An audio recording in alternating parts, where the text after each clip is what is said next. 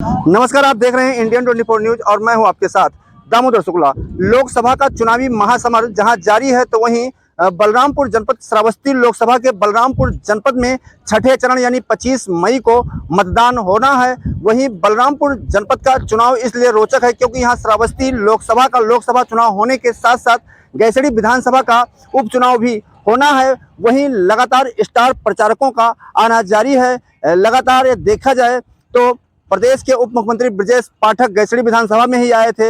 वहीं मध्य प्रदेश के मुख्यमंत्री मोहन यादव आए और आज स्टार प्रचारक के रूप में केंद्रीय मंत्री अनुप्रिया पटेल इस रतनपुर चौराहे पर आई, जहां हम गैसड़ी विधानसभा के रतनपुर चौराहे के पास मौजूद हैं।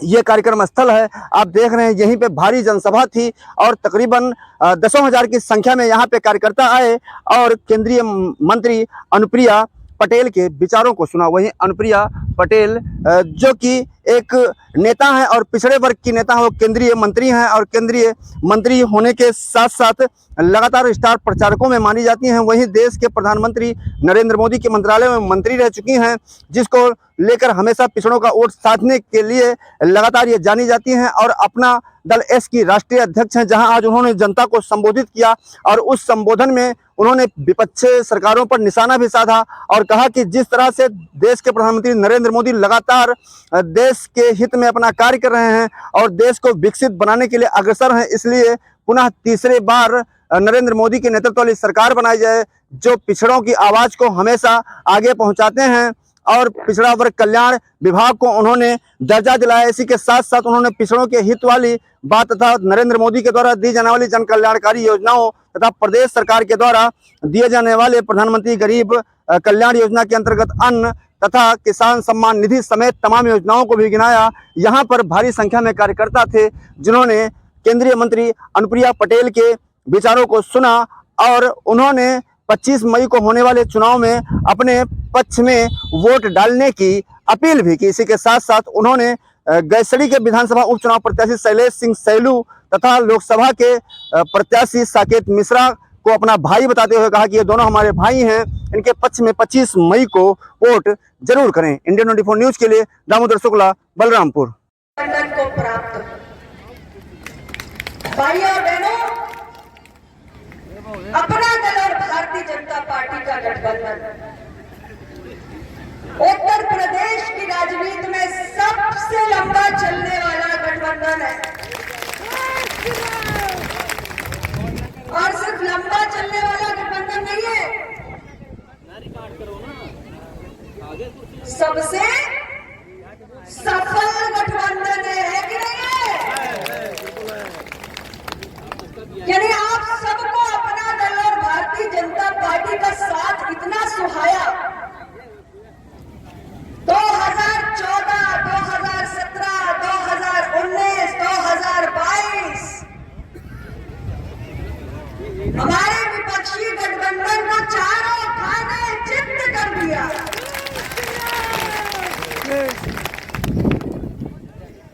और यह तीसरा लोकसभा का चुनाव है जो हम साथ में लड़ने जा रहे हैं। तीसरा 2014 में एनडीए ने बाजी मारी। केवल 10 सालों में प्रधानमंत्री नरेंद्र मोदी जी के नेतृत्व में ये देश जिस गति से आगे बढ़ा है, आज समाज का हर वर्ग, अगड़ा हो, पिछड़ा हो, दलित हो, आदिवासी हो, गरीब हो, अमीर हो, सब एक बार फिर प्रधानमंत्री नरेंद्र मोदी जी के नेतृत्व वाली सरकार बनाने के लिए लालायित है। सबके मन में यह जज्बा है कि अगर 10 सालों में, केवल 10 सालों में एनडीए सरकार ने देश को इस हद तक बदल दिया कि 25 करोड़ गरीबी रेखा से बाहर निकल आए और भारत दुनिया की 5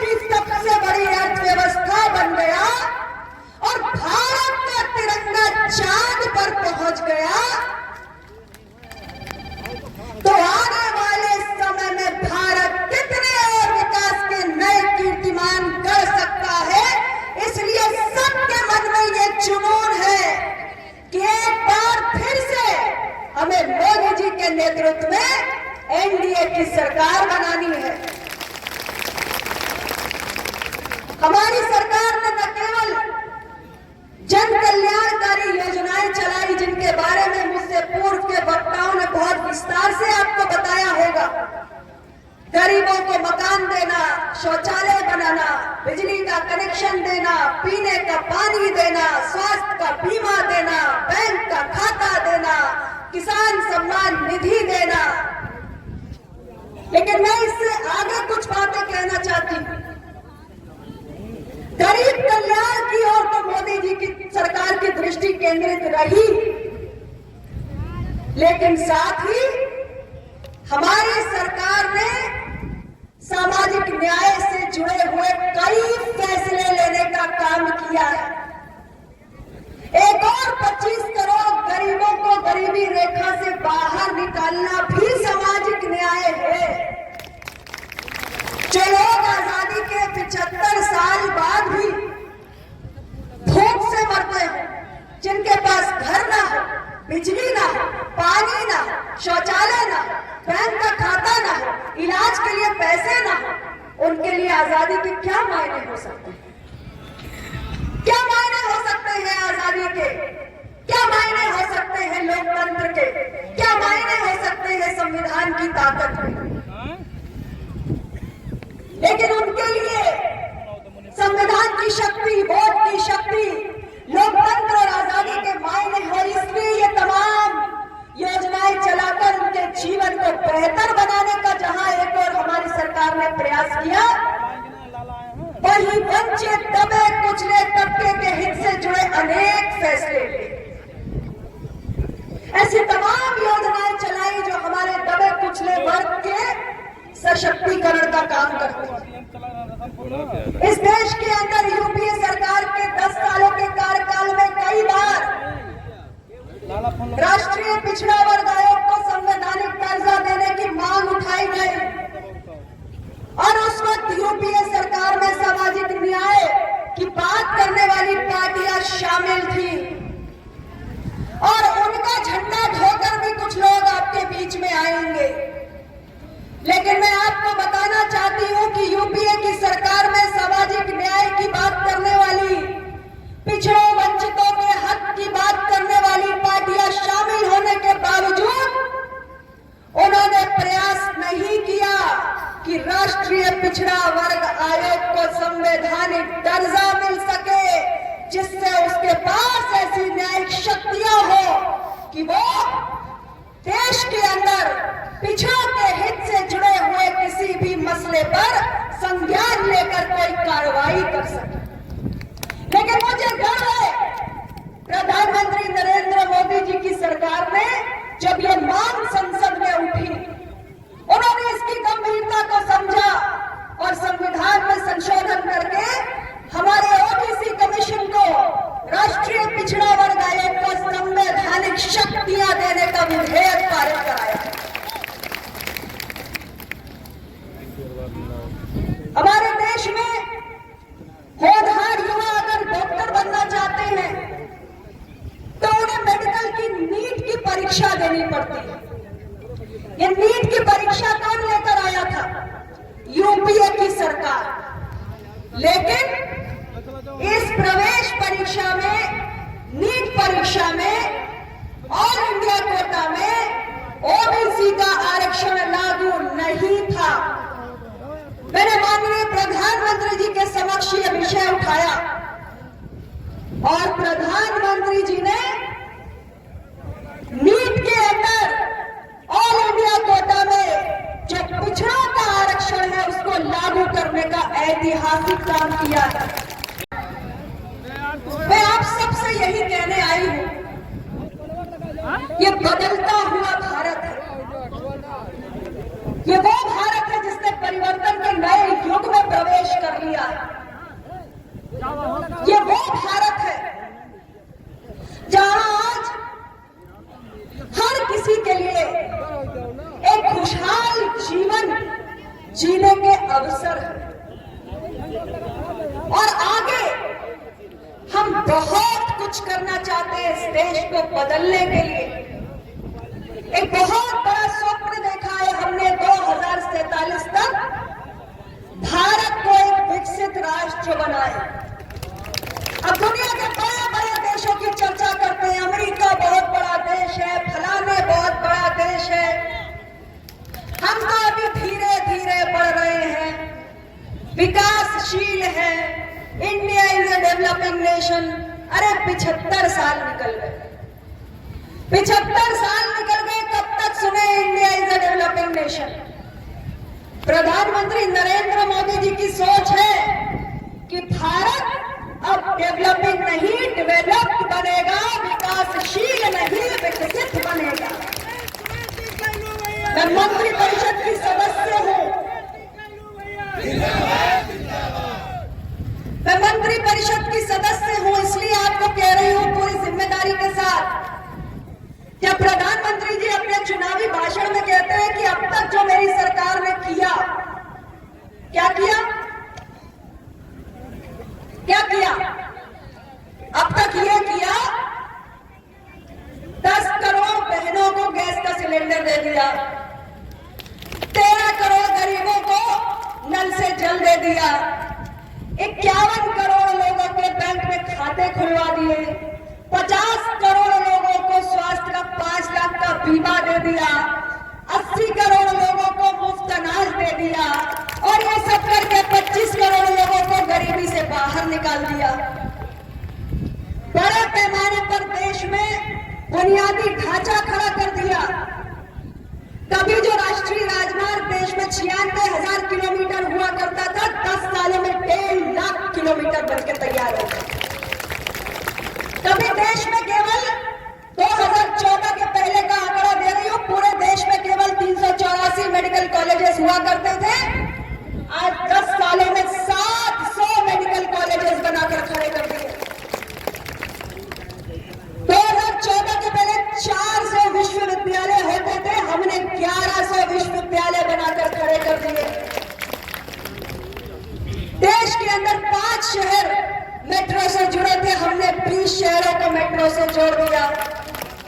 देश के अंदर 74 एयरपोर्ट हुआ करते थे, हमने 150 एयरपोर्ट बनाकर दिखा दिए। तो ये बड़े पैमाने पर जो बुनियादी ढांचा खड़ा हुआ, उसके कारण ही भारत की अर्थव्यवस्था दुनिया की सबसे तेज गति से आगे बढ़ने वाली अर्थव्यवस्था बनी। और 2014 के पहले हमारी अर्थव्यवस्था के ये हालात थे, यूपीए की सरकार के भ्रष्टाचार और घोटालों के और नीतिगत बंदूकता के कारण कि हमारी अर्थव्यवस्था लड़खड़ाती, चरमराती और अंतिम सांसें गिनती अर्थव्यवस्था बनी हुई थी। फ्रेजाइल 5 में गिनती होती थी, यानी दुनिया की 5 सबसे कमजोर अर्थव्यवस्थाओं में भारत की अर्थव्यवस्था की गिनती होती थी। लेकिन ये जो हमने तमाम बुनियादी ढांचा बनाकर खड़ा कर दिया, तमाम गरीब कल्याण की योजनाएं चलाई, तमाम नीतिगत फैसले लिए, कड़े निर्णय किए, तो भारत की अर्थव्यवस्था जो सबसे कमजोर 5 अर्थव्यवस्थाओं में फ्रेजाइल 5 में हुआ करती थी, वो टॉप 5 में पहुंच गई, टॉप 5 में। और 5वें नंबर की अर्थव्यवस्था जब बनी तो पता है किसको पछाड़ के बनी? 5वें नंबर की अर्थव्यवस्था जब भारत की अर्थव्यवस्था बनी, तो उन अंग्रेजों की अर्थव्यवस्था को पछाड़ कर बनी, जिन्होंने देश को कई 100 साल गुलाम रखने का काम किया।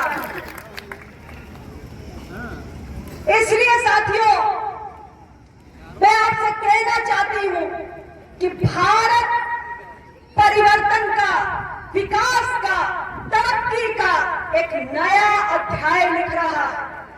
आप सब उसमें अपनी ऊर्जा लगाएं, आप सब लगा सकते हैं।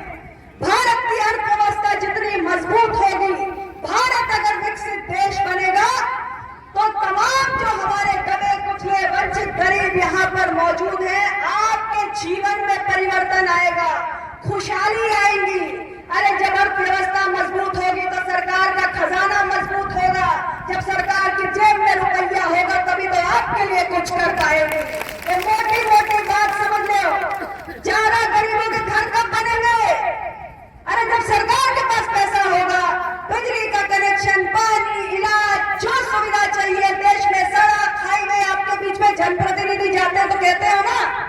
ये नाली बनवा दो, ये सड़क बनवा दो, ये रास्ता नहीं बना, ये पुल नहीं बना, ये ट्रेन रुका दो, ये स्टेशन बना दो, कहां से होगा?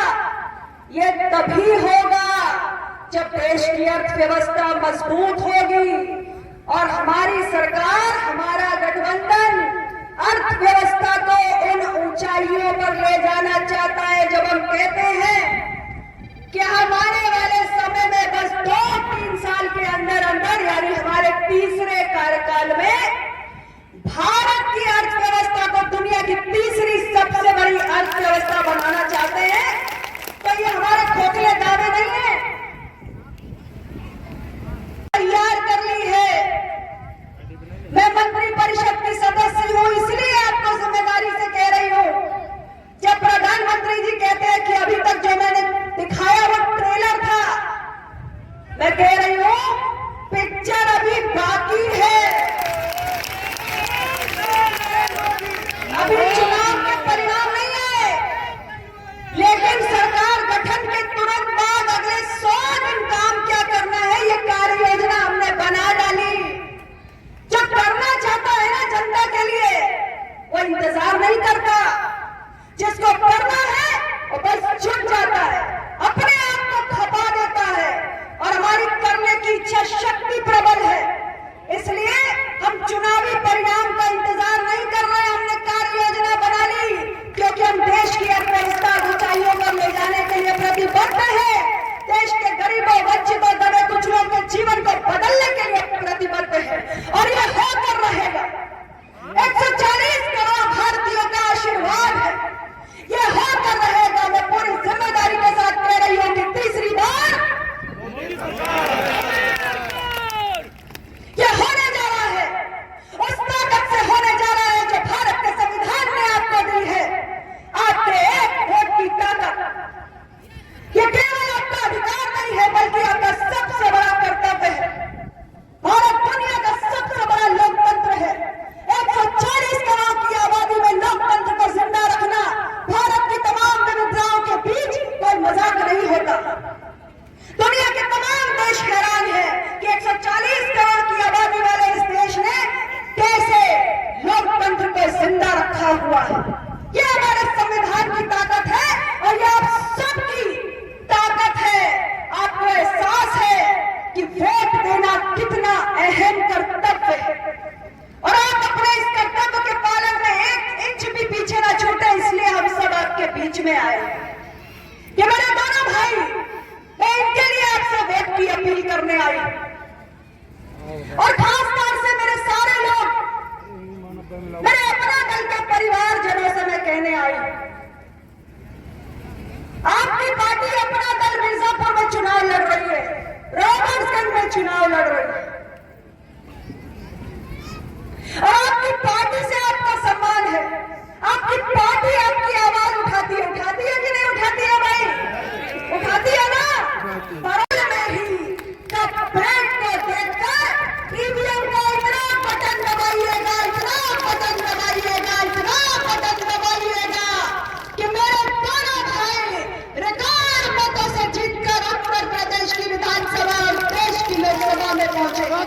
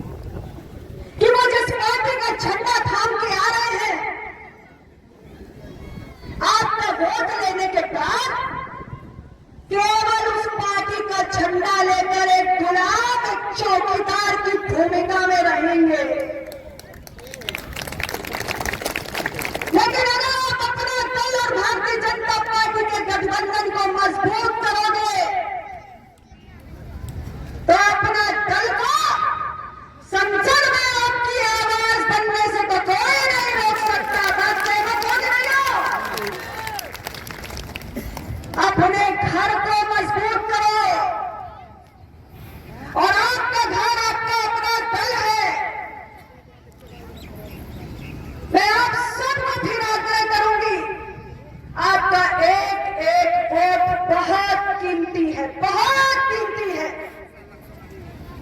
और आप सब वीडियो पर कमल का बटन दबाकर मेरे इन दोनों भाइयों को भेजोगे तो मैं भी प्रधानमंत्री जी से पूरे आत्मविश्वास से बात करूंगी, कहूंगी कि मेरे अपना दल वालों ने भारतीय जनता पार्टी के प्रत्याशियों की जीत में 100% योगदान दिया है। कि मेरे दबे कुचले समाज के ये विषय है, माननीय प्रधानमंत्री जी की सरकार इसको हल करे जैसे पहले भी किया।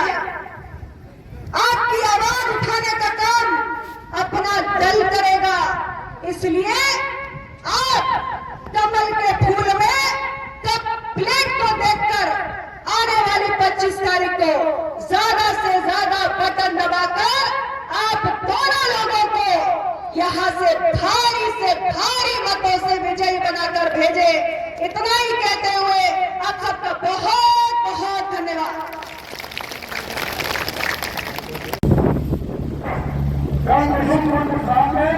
आज सभी भारतीय जनता पार्टी के कार्यकर्ता उत्तर प्रदेश के यशस्वी मुख्यमंत्री योगी आदित्यनाथ जी के विचारों को सुनने के लिए अधिक से अधिक संख्या में अपने साथियों के साथ पहुंचेंगे।